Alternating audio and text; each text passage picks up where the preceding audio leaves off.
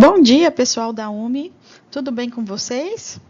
Eu sou a professora Aline e eu vou trazer hoje para vocês um tema muito relevante, tá? Que são os acidentes domésticos. Então, eu vou comentar com vocês um pouquinho sobre quais são esses tipos de acidentes, né, em que nós estamos sujeitos, né, principalmente dentro da nossa casa, mas também fora da nossa casa, né, e a importância da prevenção e desses cuidados, tá, para tentar diminuir os impactos negativos associados, então, a esses acidentes. Eu sou a professora Aline, dou aula aqui em Três Lagoas, nos cursos de medicina e também de enfermagem. O meu e-mail, né, para qualquer contato ou dúvida, tá, é aline.r.machado@ufms.br, tá? Caso alguém tenha alguma dúvida, fique à vontade, tá, para poder me escrever. Bom, então começando a introdução, né, em que o corpo das pessoas, né, ele vai sofrendo alterações com o passar do tempo. Então, a partir desse envelhecimento que a gente começa a perceber no nosso organismo a partir ali dos 35 anos, né, o nosso corpo começa a sofrer mudanças tanto físicas, certo? Como, por exemplo, né, a diminuição da visão, né, aquele embaçamento, né, dificuldade para poder enxergar mais de longe, tá? Ao mesmo tempo, também sofremos problemas relacionados ao equilíbrio, né? Então, a tontura pode aparecer de uma forma mais frequente, tá? E uma outra mudança física, né, que o nosso corpo começa a sofrer é a diminuição da força. E eu vou mostrar para vocês que o conjunto dessas mudanças físicas, né, pode favorecer, então, o desenvolvimento dos acidentes domésticos, tá? Então, a maioria desses acidentes pode ser evitada, tá? Tomando algumas medidas simples, né? Que elas podem ser adotadas aí, né? No dia a dia de cada pessoa. Então, cuidar da nossa segurança, cuidar da segurança dos nossos pais, né? Cuidar da segurança das pessoas que moram, né, na casa da gente, é essencial para poder preservar a qualidade de vida daquela pessoa e também a autonomia dela, para que ela continue, né, fazendo tudo sozinha, tomar banho sozinha, andar de ônibus sozinha, ir no supermercado, tá? Porque esse tipo de acidente, né, ele é muito comum e o impacto dele negativo, né, nas atividades diárias é muito grande. Tá? Então, o que seria um acidente, né? Um acidente é qualquer acontecimento, tá, desagradável que vai envolver qualquer tipo de dano, perda, lesão, sofrimento e, em último caso, né, a morte. Então, qualquer tipo, né, desse dano é classificado como acidente. E é muito importante realizar, então, a prevenção, porque prevenindo, tomando essas medidas preventivas, principalmente no interior das nossas casas, né, nós podemos evitar lesões graves e também hospitalização. Também podemos reduzir os riscos de perda dessa independência, né, que grande parte da população tem. Diminuir também os custos com os tratamentos de saúde, então, tanto, né, relacionado à internação, relacionado a possíveis cirurgias, relacionado a medicamentos, né, que a pessoa tem que ficar dependente, às vezes, para o resto da vida. Tá?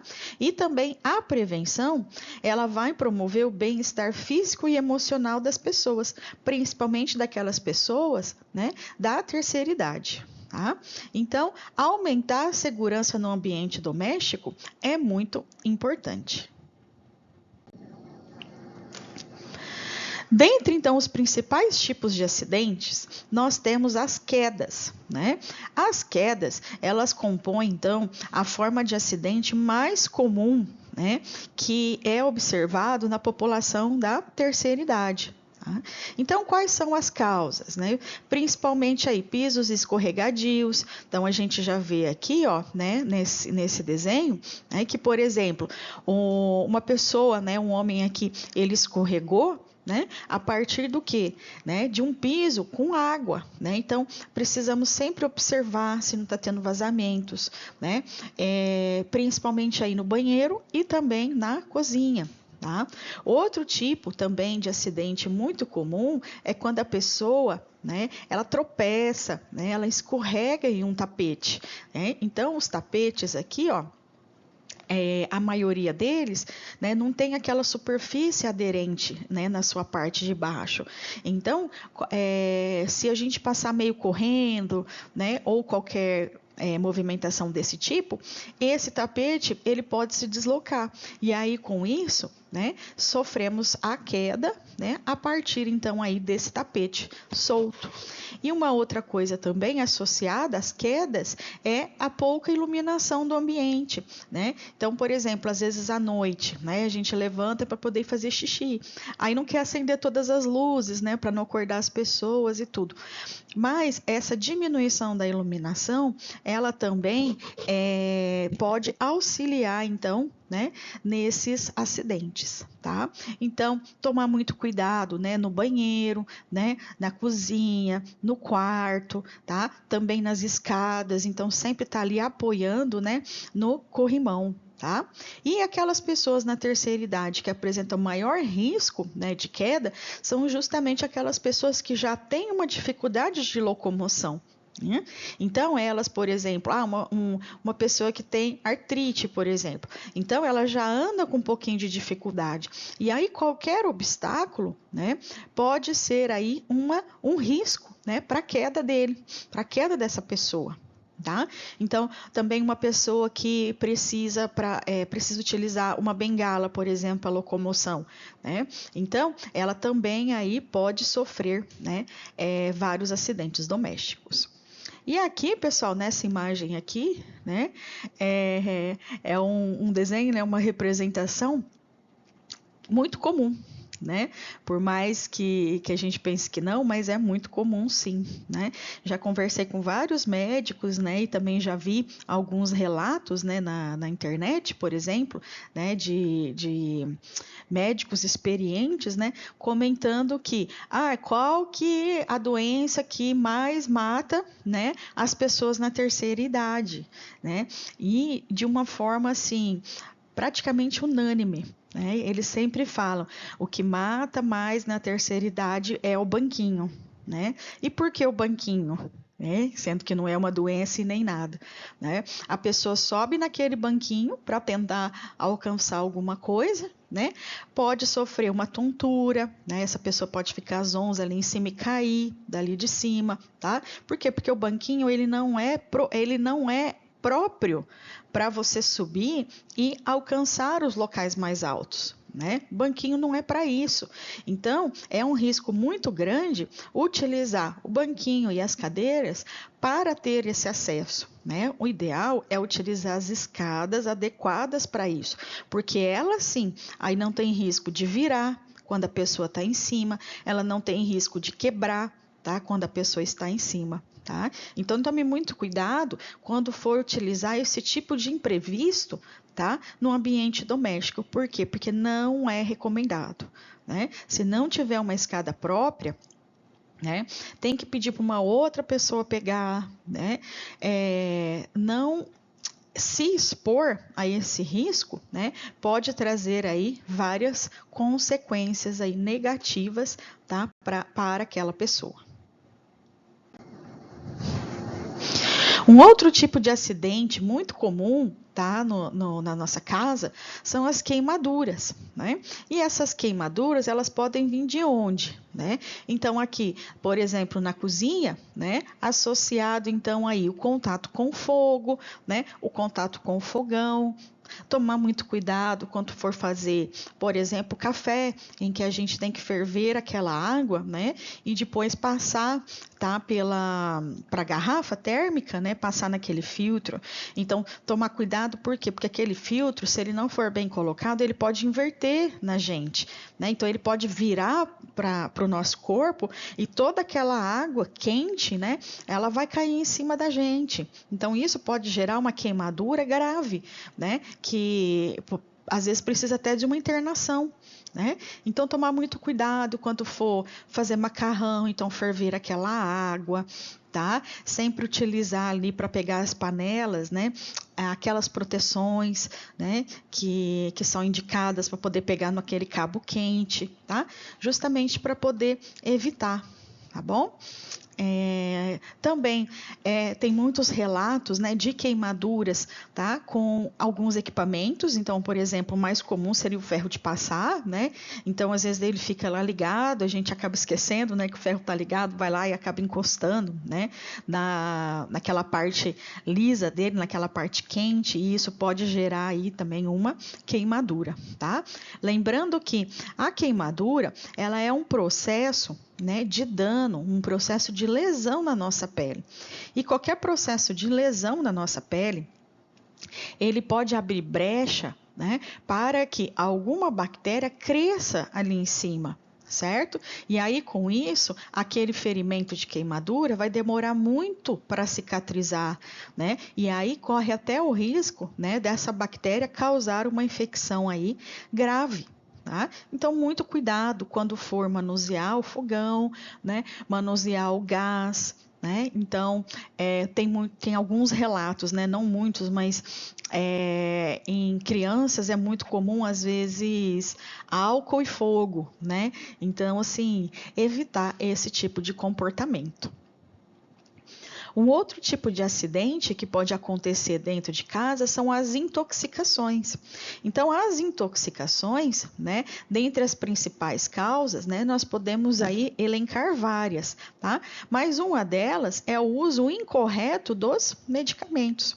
Então, às vezes aquela pessoa não identifica na caixa, né, certinho o horário e principalmente a dose da medicação que precisa tomar, né? Aí a pessoa vai lá, nossa, eu acho que dessa medicação aqui eu preciso tomar 3 cápsulas, sendo que na verdade era uma só. Então, esse excesso de medicamento, ele pode ser tóxico, tá? Então, causando aí uma intoxicação para aquela pessoa. Outra coisa também muito comum é a troca das embalagens, né? Então, às vezes uma embalagem de um medicamento, ela tá amassada, né? Ela molhou e tudo, a gente vai lá e troca, né? E aí, às vezes, na hora de consumir aquele medicamento, a gente não presta muita atenção, né? E aí, às vezes, acaba o quê? Tomando uma medicação, né? Que não era para ser tomada, então, naquele momento. Tá? Então, tomar muito cuidado com isso, sempre deixar anotado, né, na caixinha da medicação ou em um papel perto, né? Escreve num papelzinho, numa folha sulfite, cola na geladeira direitinho, né? A hora que precisa tomar, a quantidade do medicamento que precisa tomar, né? Deixa tudo marcadinho, tá? Para que esse tipo de acidente, né, seja minimizado, ou seja, diminuído dentro do ambiente da nossa casa. Tá? Também muito cuidado, né, com produtos de limpeza, né? Hoje a gente tem várias fábricas, né, de produtos de limpeza em que eles utilizam diversas substâncias químicas na composição, né, daqueles produtos. Então nós temos vários, né, água sanitária, por exemplo, né, que é a famosa Cândida. A gente tem álcool, né? Nós temos removedores de gordura, removedores de sujeira grossa, né, em piso. Tá? Mas nós precisamos tomar cuidado com esse tipo de produto, porque às vezes a combinação deles, né? Então, eu vou lá, por exemplo, vou lavar o banheiro, aí eu utilizo então uma água sanitária junto com detergente em pó, por exemplo, né? Essa junção desses produtos químicos diferentes, né, pode gerar um produto químico novo naquele potinho em que a gente está misturando, tá? E esse produto químico novo, ele pode, né, exalar, tá, produtos tóxicos e que, se a gente inalar, a gente pode ter problemas respiratórios, né? Então, também ali no hospital, né, já é observado também a entrada de pessoas, a hospitalização de pessoas pela inalação de produtos de limpeza, tá? Uma outra coisa também, às vezes as pessoas que têm reações alérgicas, né, a algum creme, algum shampoo, por exemplo, né, só de estar perto com esses vapores de substância química, né, pode desencadear um processo alérgico.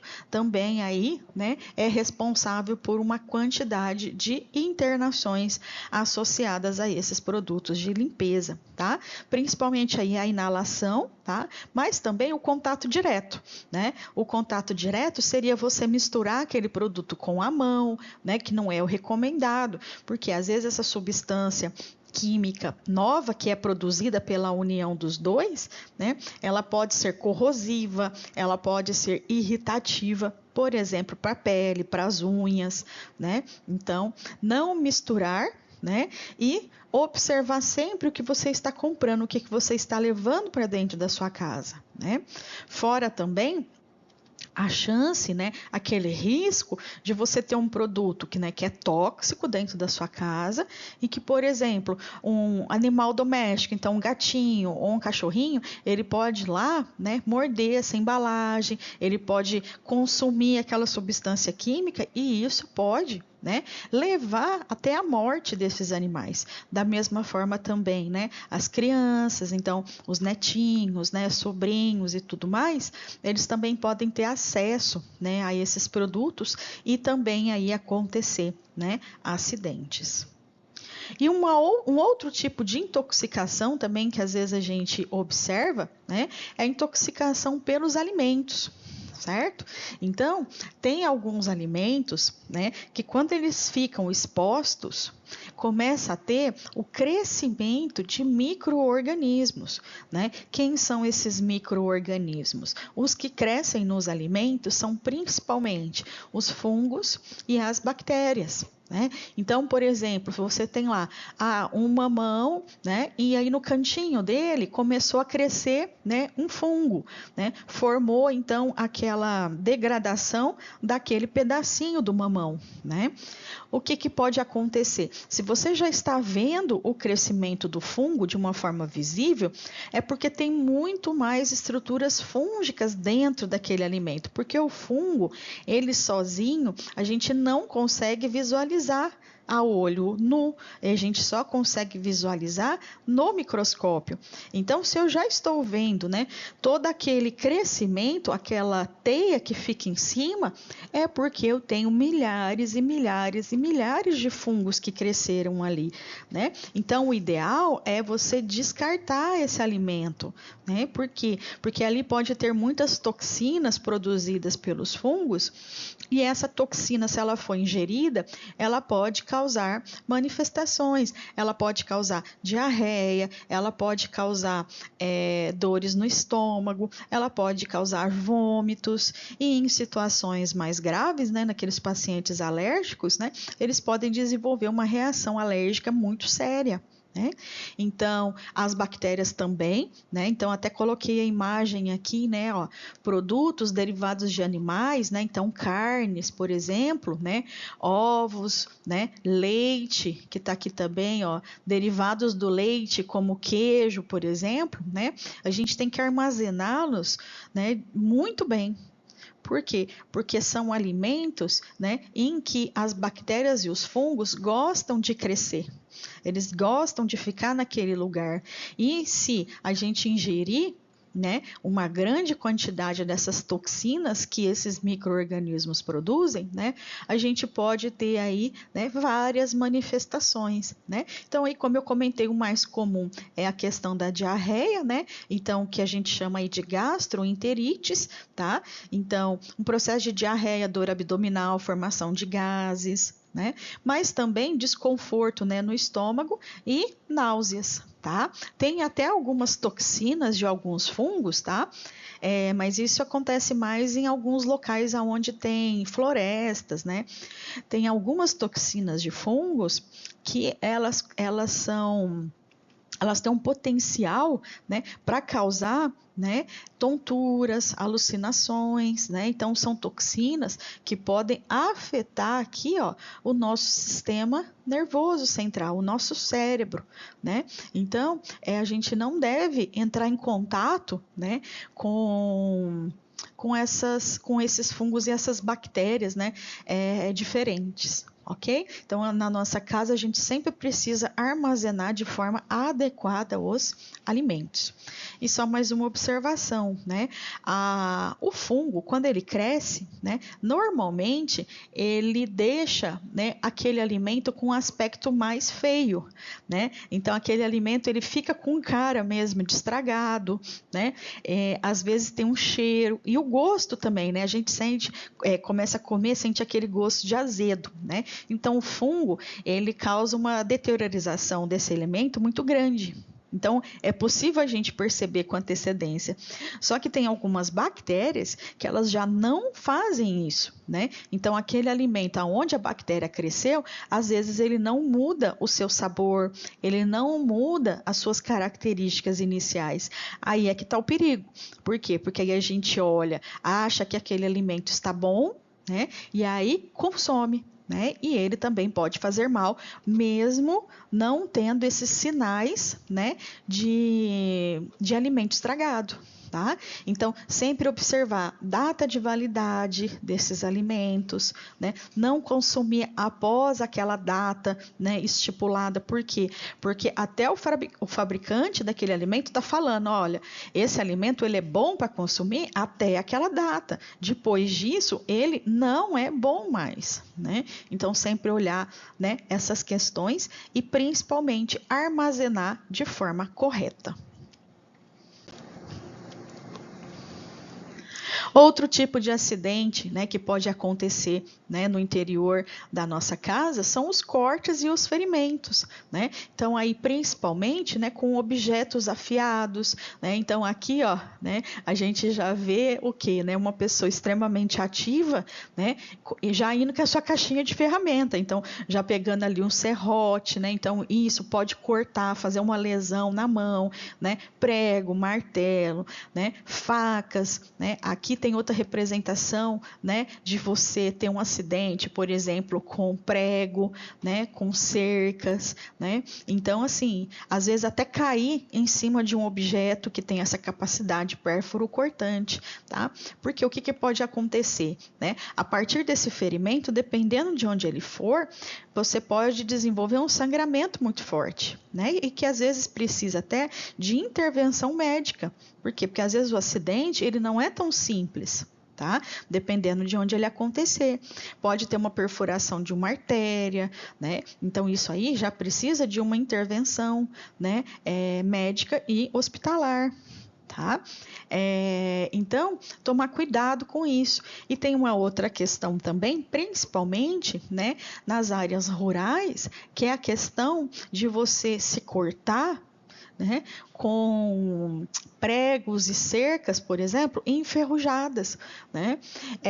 Nessa ferrugem, né, a gente pode ter um esporo, né? Um esporo que é de uma bactéria muito importante, que ela é chamada de Clostridium tetani, é aquela famosa bactéria que causa o tétano, né? Então é assim que acontece a transmissão dessa doença. É você se cortar, né, com pregos, né, com cercas enferrujadas. Tá? E aí você pode começar a desenvolver essa manifestação e ela apresenta uma alta letalidade, ou seja, muitas pessoas podem morrer por conta do tétano. Tá?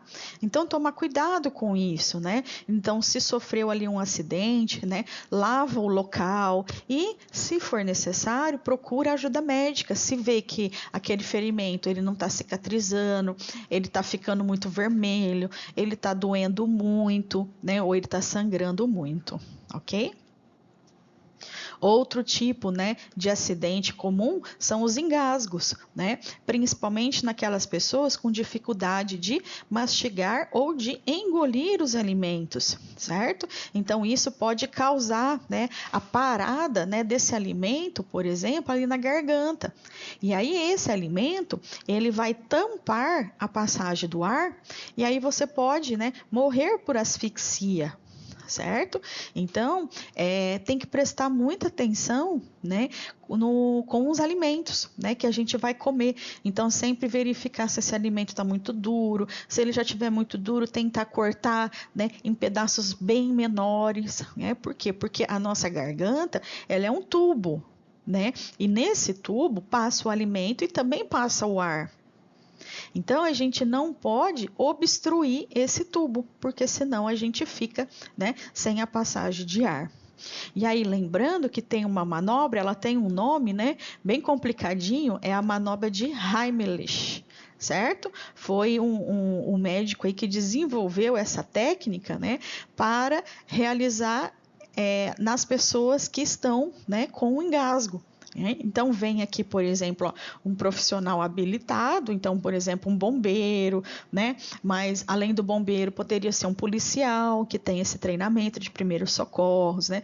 Poderia ser um enfermeiro, técnico de enfermagem, um médico, um biomédico, né? Um farmacêutico. Todos esses profissionais, né? Eles têm esse treinamento de primeiros socorros, tá? Então, é uma manobra em que o profissional fica atrás da pessoa, né? Aí ele vai abraçar a parte do abdômen daquela pessoa e vai fechar as mãos naquele abdômen, bem abaixo aqui das costelas, né? Como se fosse um pouquinho acima do umbigo.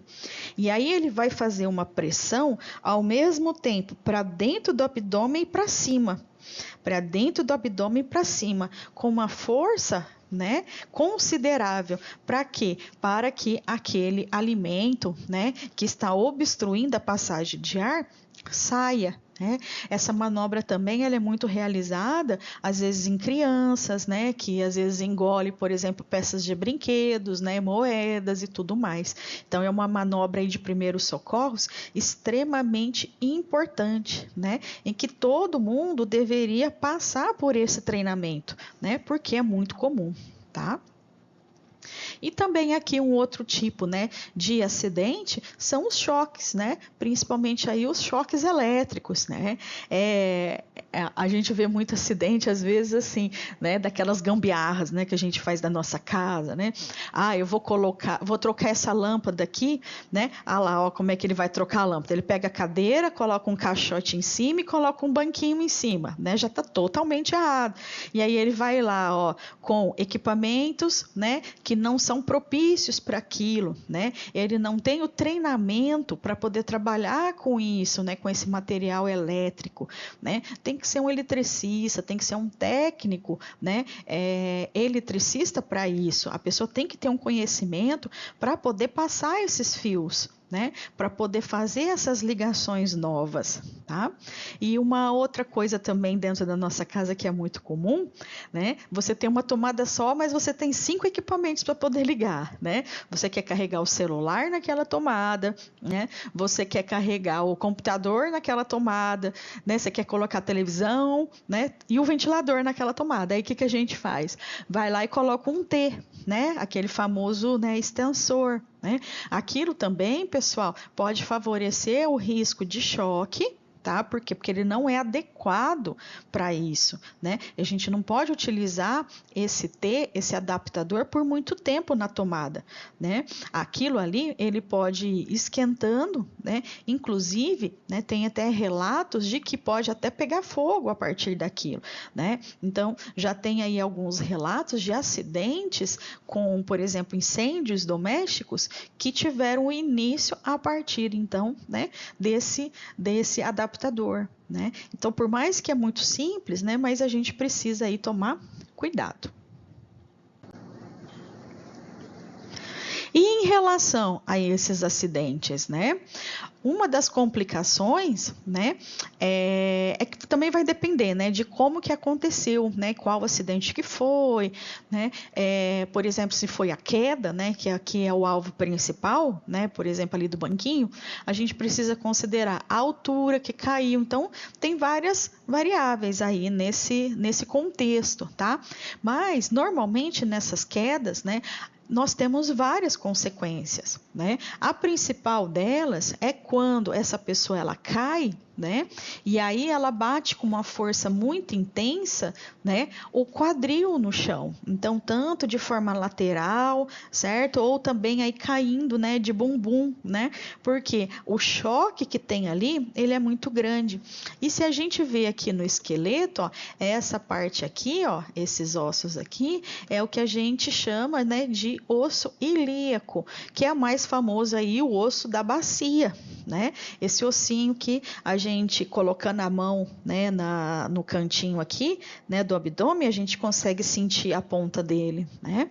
Só que quando a gente olha aqui embaixo, ó, esse osso aqui, que é o maior osso do nosso corpo, é o fêmur, né? Então, olha só o tamanho desse osso. E por que que o fêmur quebra tanto a partir, né, dessas quedas, né? Porque, ó, ele vem aqui reto e aí para ele encaixar aqui no quadril, certo? Nesse osso do quadril, ele tem uma cabeça, né? Como se fosse uma extensão desse osso. E essa cabeça, pessoal, ela não é totalmente fixa, né? A gente tem uma movimentação aí que é justamente para poder andar, né? Então, as quedas, né, favorece muito o quê? A quebra dessa estrutura, a quebra da cabeça do fêmur e do resto do fêmur, né? Então, é uma situação em que precisa fazer uma cirurgia, né? Então, precisa levar aquele paciente, né, para o hospital, certo? Para poder fazer uma cirurgia para poder reconstruir, né? No caso aí, essa articulação, né? E aí, pessoal, quando a gente está internado, né, a gente está num ambiente onde tem muitas pessoas doentes, né? E aí aumenta também o nosso contato com esses micro-organismos, então com bactérias, fungos e vírus que estão nesse hospital, né? Então, evitar a hospitalização é muito importante para manter a qualidade de vida, tá? Outros locais também que pode ter fraturas, né, a partir principalmente aí das quedas, de escorregão no tapete e tudo mais, são as extremidades, né? Então, às vezes o joelho, né, o tornozelo, né, a parte aqui do cotovelo, os ombros e, dependendo da queda, a cabeça, né? Então, tomar cuidado, né? Sempre estar apoiando quando for subir, descer a escada, né? Colocar barras, né, no banheiro para na hora de tomar banho, né? Que aí você já tem ali o chão, né? Já com líquido que favorece escorregar, né? Então, sempre ter aí esses locais aonde pode segurar, né? Para poder se deslocar, tá? Então, dependendo do tipo aí, né, de lesão, qual osso que foi, né? Às vezes aquele paciente ele precisa ficar internado por muito tempo, né? E aí, como eu comentei, quanto mais tempo ele fica internado, né? Mais tempo ele fica naquele ambiente onde tem muitas pessoas doentes, né? Então, às vezes pode acontecer o seguinte, ele está internado porque ele fez uma cirurgia, né? Para recompor o fêmur, mas aí às vezes ele vai lá e pega uma gripe, ele está ali naquele ambiente, né? E aí isso pode ir piorando o quadro, né? Então, evitar essas internações é muito importante, tá?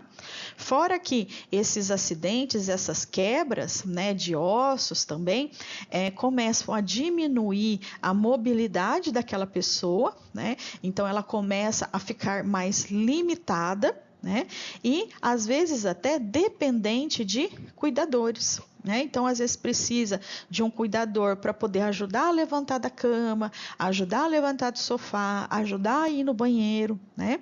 Além de ser, né, desconfortável, né, você sempre ter que precisar do auxílio de uma outra pessoa, né? Isso também pode causar impactos psicológicos, né? Principalmente aquela sensação de medo, né? Medo de cair novamente, medo de escorregar novamente, né?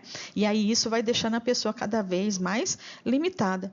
E às vezes até processos de depressão, né? Por quê? Porque às vezes a pessoa, ela tinha uma mobilidade muito grande, ela ia para todos os lugares sozinha, né? Aí de repente escorregou e aí ela começa a ficar dependente das pessoas. E aí isso causa um impacto muito grande, né? Um impacto psicológico muito grande, tá? Então, essa redução da autonomia, né, pode causar isolamento social, diminuição da autoestima daquela pessoa, né, e aumento aí do risco de novos acidentes. Por quê? Porque às vezes a pessoa já está ali com uma articulação que já teve, né, um processo ali, né, de quebra ou um processo inflamatório, a pessoa vai ficando com mais medo, né? E aí às vezes o medo é tão grande, né, que às vezes a pessoa sofre um novo acidente, ok? Então, como prevenir, né, esses acidentes? Então, nós temos aí várias campanhas, né, de conscientização, né, mas a gente precisa tomar aí alguns cuidados, né, e são cuidados simples, como por exemplo, manter a casa bem iluminada, né, retirar aqueles tapetes soltos, né, ou substituir por aqueles tapetes, né, antiaderentes, né, que aí eles vão ficar mais grudadinhos no chão e aí a chance dele deslocar, né, e de derrubar uma pessoa, ela começa a diminuir. Né?